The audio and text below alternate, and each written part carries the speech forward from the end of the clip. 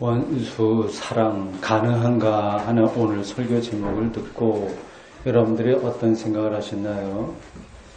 도대체 그게 가능하다고 하는 말이냐 아니면 안 된다는 얘기냐 좀 헷갈릴지도 모르겠습니다.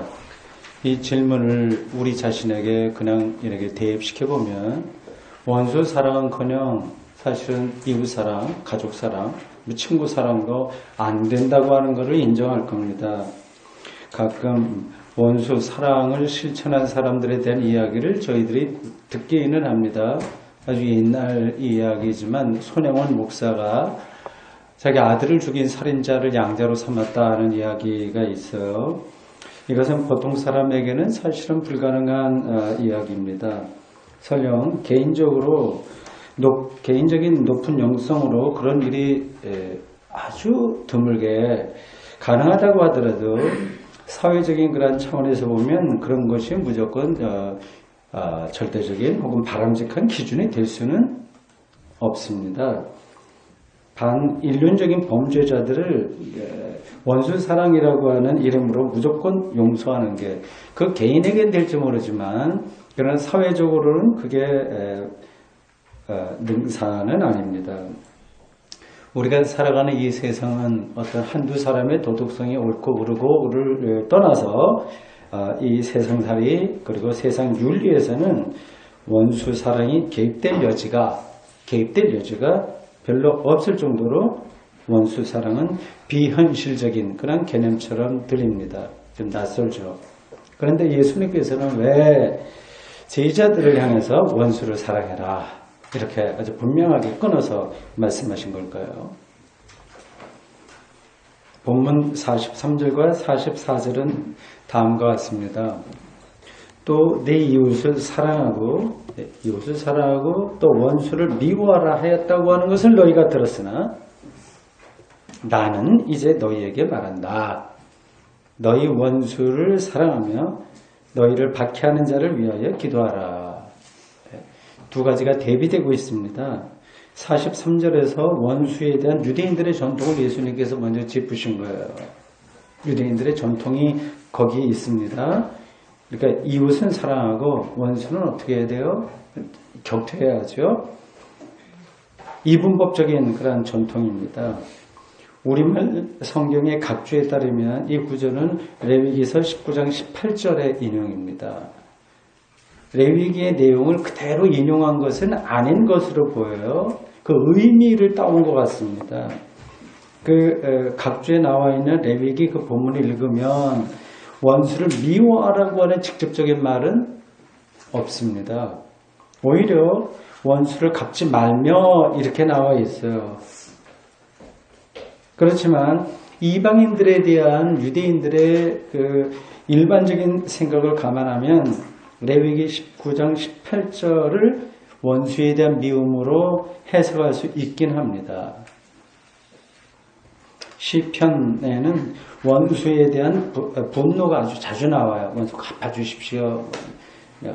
잠을 못 자겠습니다. 그런 표현들이 많이 나오고요. 가나안 원주민들과의 전쟁 이야기를 전하고 있는 출애굽기에는 이방인들에 대한 적대감이 아주 적나라하게 묘사되어 있습니다. 아시죠? 여리고성과 아이성을 공격할 때 거기 있는 그 모든 이방인들을 싹쓸이식으로 죽여라. 이것이 바로 하나님의 뜻인 것처럼 성서가 말하고 있습니다. 그래서 당시 유대 민족을 이끌고 있던 여호수아는 그 성에 있었던 노약자들, 부녀자들, 그리고 짐승들까지 모두 박멸하라고 하는 명령을 내립니다. 어떤 유대 문헌에 따르면 하나님께서 이방인을 창조한 이유가 지옥의 불쏘시개로 사용하기 위한 것이었다고 하는 그러한 진술도 나와요. 유대인들이 늘 이방인들을, 그러니까 원수죠, 그들에게요. 유대교를 박해하니까 유대인들이 모든 세상 사람 이방인을 향해서 항상 증오심에 불탄 것은 아닙니다. 원수를 사랑하라고 하는 전통도 그들 안에 부분적으로 있어요. 그러나 기본적으로는 원수 혹은 악을 가능한 멀리하고 분쇄하는 것이 하나님의 뜻이라고 생각한 것만은 옳습니다. 그래서 예수님께서 그 레위기서를 약간 변형한 것으로 인용해서 그 유대인들의 전통을 말씀하신 거예요. 그걸 듣고 유대인들은 자랐고요. 제자들도 마찬가지 상황입니다. 그 유대인들의 전통을 일단 짚으신 뒤에 44절에서 이와 반대되는 말씀을 하셨습니다. 원수를 사랑하며 박해하는 자를 위해서 기도하라고 말입니다. 그러니까 원수 미움 혹은 원수 박해에서 원수 사랑으로 관점을 완전히 바꾼 거예요. 이러한 전환을 가리켜서 신약 성서학자들은 그 맥락에 있는 것들을 모아서 반명제라고 이름을 붙였습니다. 그것이 마태복음 5장 21절에서 48절 사이에 일정한 패턴을 갖고 반복해서 나오고 있습니다. 너희들은 모세에게 이런 이야기를 들었으나 나는 이제 다시 너희에게 이야기한다. 이런 반명제입니다. 오늘 설교 본문의 원수 사랑도 그거고요.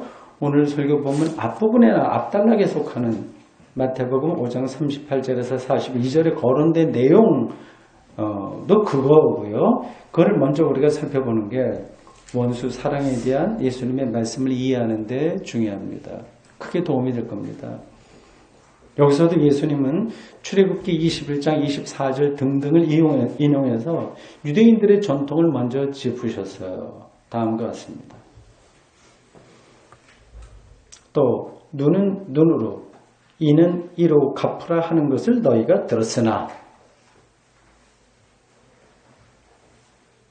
그 눈은 눈으로 이는 이로라고 하는 이러한 전통은 구약 성경만이 아니라 하므라비 법전처럼 바빌로니아 문명에 있는 고대 문헌에도 자주 나옵니다. 아마 이집트 문헌에도 당연히 나올 겁니다.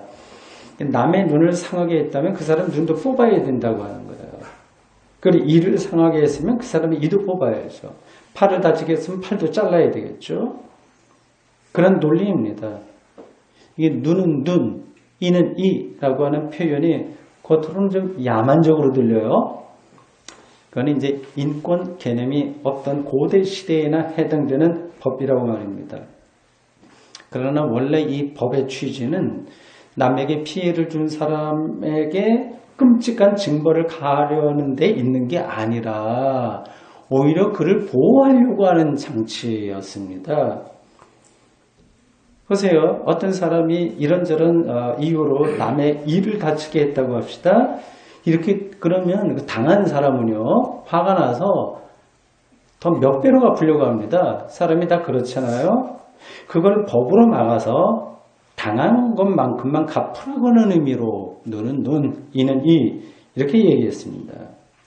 더구나 이 법은 개인과 개인 사이에 벌어지는 이러한 몸에 대한 상해라든지 등등 이런 것들을 사적인 차원이 아니라 공적인 차원에서 다루려고 했었던 일종의 사회 안전장치입니다. 그런데 세월이 흐르면서 이런 법의 취지가 흐려지고요. 오히려 원수를 미워하는 의미로 이게 받아들여지게 됐습니다. 예수님은 제자들에게 이 눈은 눈, 이는 이라고 하는 전통을 이야기하면서 여기에 대한 반명제, 안티테이제죠. 반명제를 네 가지 경우로 그 뒤에 찬찬히 설명하셨습니다.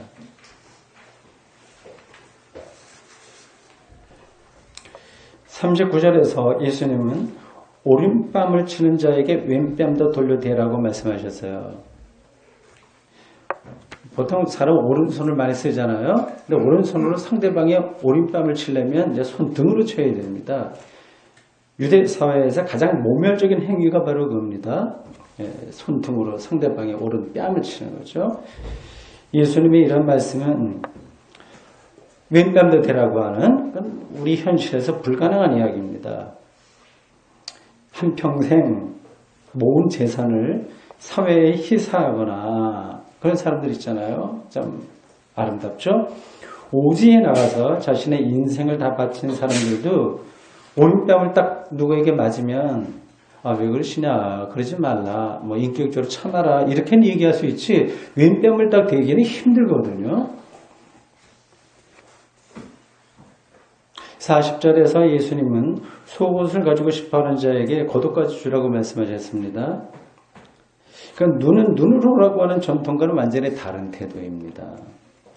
고대 사회에서는 옷이 굉장히 중요했어요. 옷 한 벌 마련하기 힘들었습니다.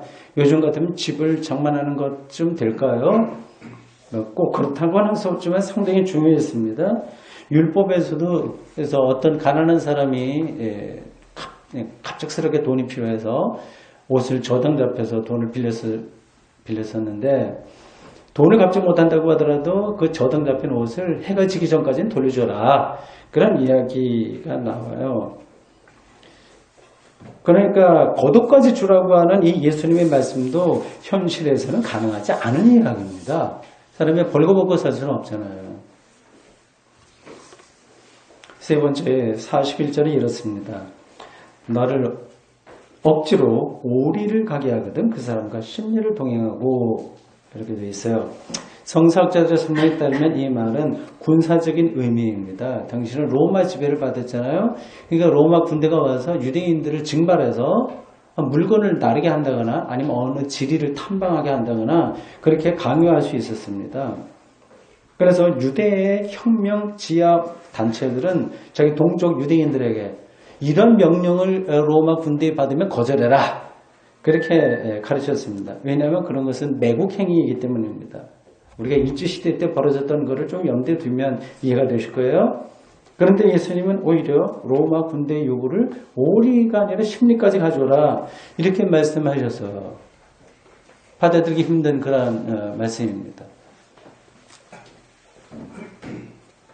네 번째 42절에서 예수님은 네게 구하는 자에게 주며 빌리고자 하는 자에게 거절하지 말라 말씀하셨습니다. 사람은 세상에서 서로 관계를 맺고 살잖아요. 뭐 줄 건 주고 받 건 받고요. 그리고 가능한 대로 뭐 적게 주고 많이 받으면 이제 그게 지혜롭다고도 얘기합니다. 최소의 투자로 최대의 효과를 얻기 위해서 지금 경제 논리가 그렇게 돌아가고 있습니다. 그런데 예수님은 그것과는 좀 거꾸로 되는 말씀을 하신 거예요. 다른 이들의 필요를 거절하지 말라고 말입니다. 이런 말씀을 우리가 듣고 살지만 이것도 그렇게 만만한 과업이 아닙니다. 감당하기 정말 피곤한 그런 말씀입니다. 예수님은 왜 이렇게 불가능할 뿐만 아니라 비현실적인 명령을 지휘자들에게 하신 걸까요?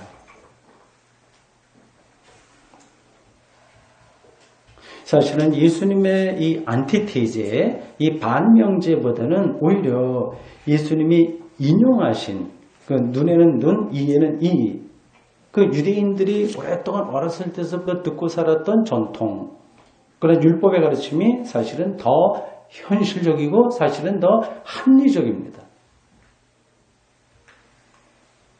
그게 세상에 작동하는 원리입니다. 개인들도 그렇고 사회와 국가들도 그렇습니다.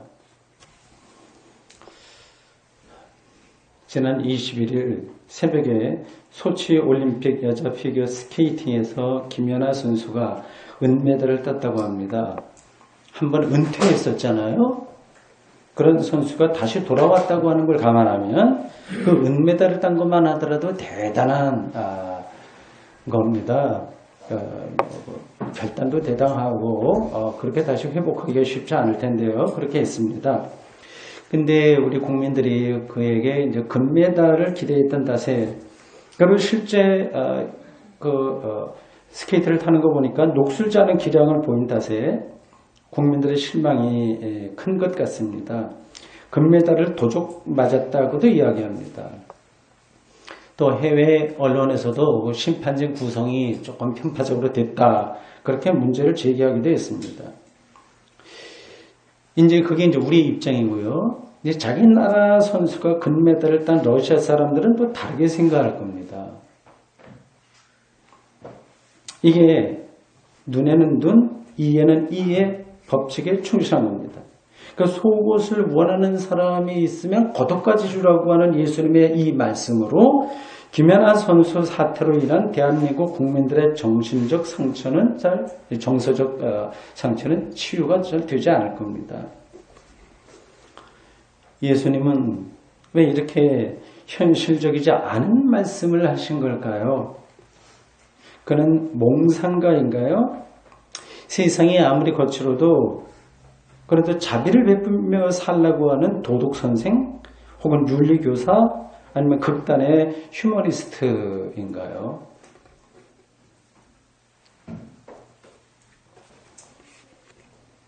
예수님이 지금 무엇을 뚫어보고 있는지를 여러분들이 보셔야 됩니다.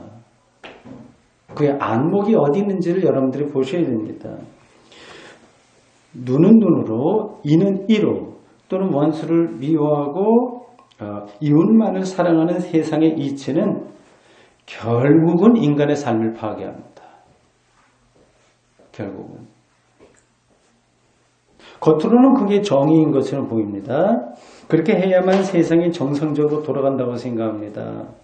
일리가 있는 이야기예요. 성실하게 노력한 사람들에게는 그에 상응하는 보상을 주고 그렇지 못한 사람들에게는 불이익을 주어야 하는 거죠. 그게 세상 이치예요. 그리고 우리 편이 누군지 국제 정세에서도 그렇지 않습니까? 미국이 우리 편이고 뭐 어디가 어떻고 이렇게 우리가 계속 머릿속으로 돌리지 않습니까? 누가 원수인지를 가려내야 됩니다. 그런데 이제 그런 이치에 완전히 길들여져 버리면 결국 내 편이 한 일은 그게 국가의 기강을 허무는 일이라고 하더라도 이해하고 넘어가게 됩니다. 이런 게 우리나라 사람들에게는 아주 강합니다. 그걸 좋게 이야기하면 온종주의이고 나쁘게 이야기하면 패거리주의입니다. 우리가 남이가 하면서 우리 편이면 무조건 잘하는 거로 이렇게 밀어붙입니다. 일반적으로 조폭들이 그렇게 살아갑니다. 우리 사회에 이 편가르기 문화가 얼마나 심각한지는 여러분들이 잘 아실 겁니다. 저 사람은 진보야 보수야, 저 사람은 종북 좌파야 아니야, 이런 식으로 사람들을 봅니다. 한 나라의 지도자가 그런 시각으로 세상을 보면 그게 그 나라의 철학이 되고 또한 세계관이 됩니다. 이렇게 내 편과 네 편을 가르는 방식으로 사회가 작동되면 사실은 그렇게 당하는 사람만이 아니라 양쪽 모든 사람들의 영혼의 손상을 피할 수 없습니다. 이것은 마치 예수 구원, 불신 지옥이라고 하는 슬로건을 떠벌리는 사람들의 영혼이 손상되는 것과 같습니다. 하나님을 믿는 사람들까지 이러한 세상 원리로 살아갈 수는 없습니다. 오늘 본문에 따르면 예수님의 제자들은 원수를 배척하는 게 아니라 오히려 사랑해야 됩니다. 그게 우리처럼 평범한 사람들에게 힘들다고 하는 사실을, 그리고 이 세상에서는 그것이 비현실적으로 들린다고 하는 사실을 앞에서 말씀드렸어요. 이 긴장이 있죠? 그렇다고 해서 예수님의 말씀을 우리가 의심하거나 거부할 수 없습니다. 당장은 이해가 되지 않는다고 하더라도 그 말씀을 진리로 믿고 그 말씀의 깊이로 들어가는 것이 최선입니다. 당장은 안 돼도. 오늘 저는 그래서 그 말씀의 깊이의 한 자락을 여러분들에게 설명하는 중이에요. 예수님께서는 원수 사랑을 통해서 하나님의 아들이 될 것이라고 말씀하시면서, 그 말씀도 참 귀중한 거죠. 본문에 나온 이야기예요. 45절 후반절에서 이렇게 생생하게 와 닿는 말씀을 하셨습니다. 하나님이 그 해를 악인과 선인에게 비추시며 비를 의로운 자와 불의한 자에게 내려주십니다. 새로운 시각이에요.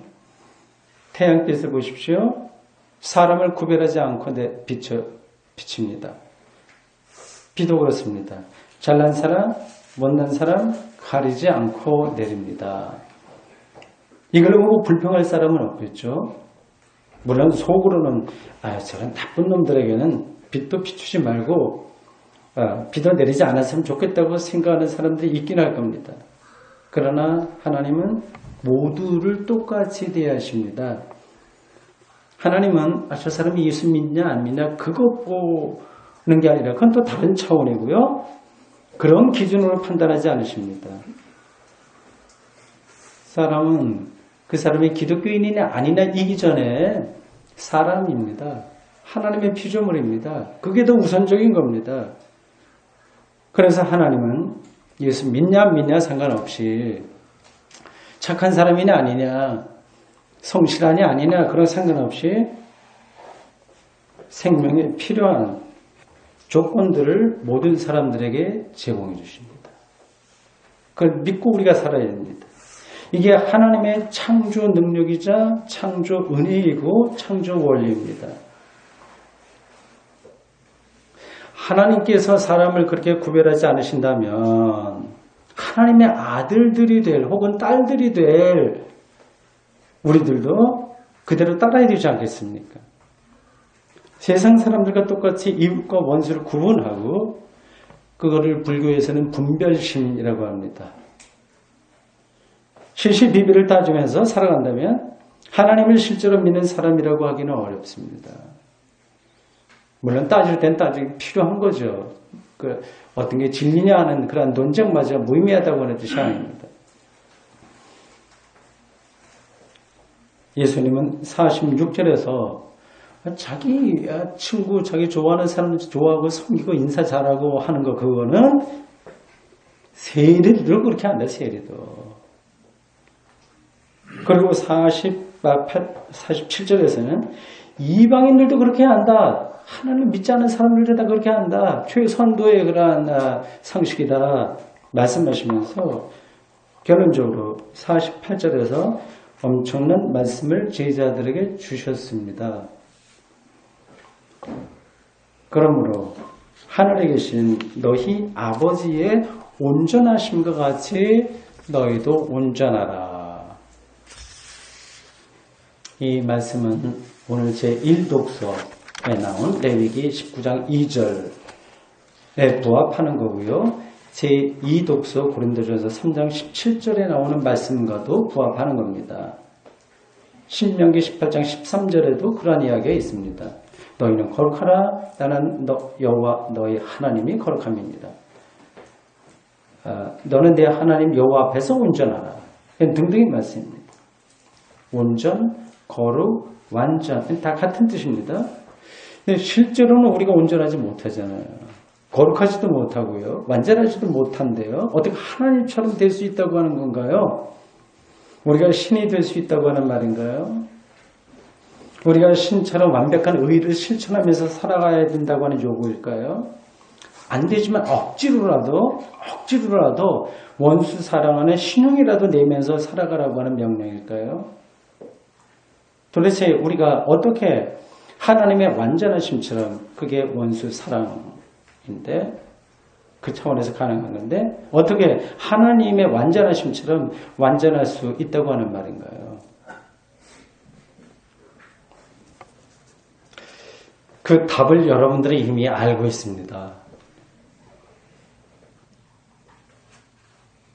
하나님을 향한 전적인 신뢰가 그 답입니다. 하나님을 향한 전적인 신뢰입니다.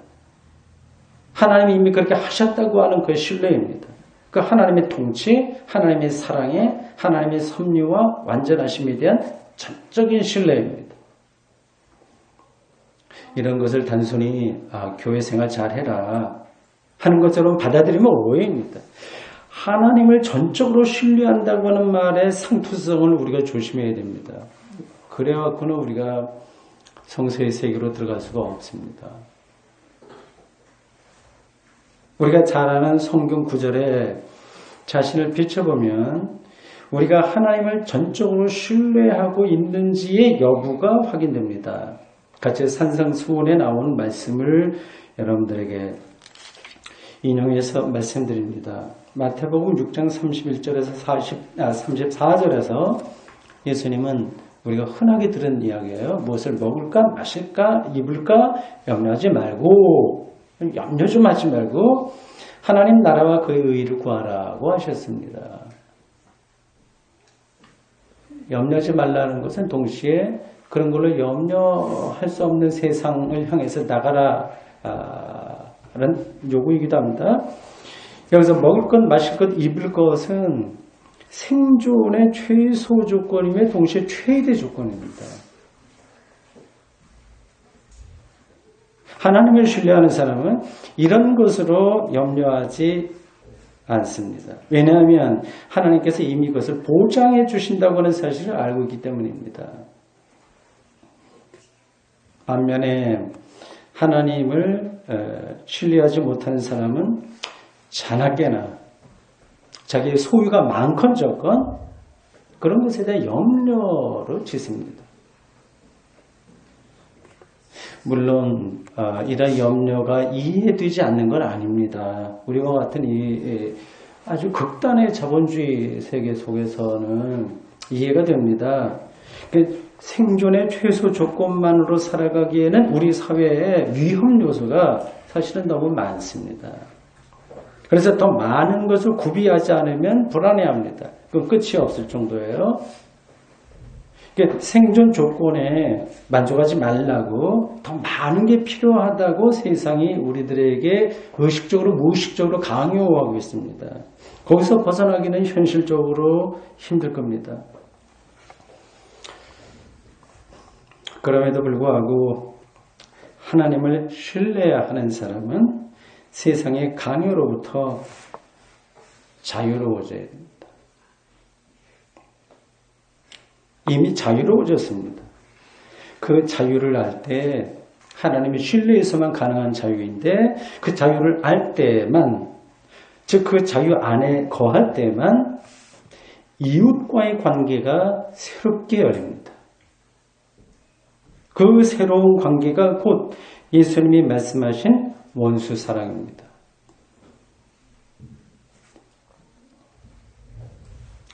사랑하는 성도 여러분, 오늘 설교 제목처럼 원수 사랑이 가능할까요?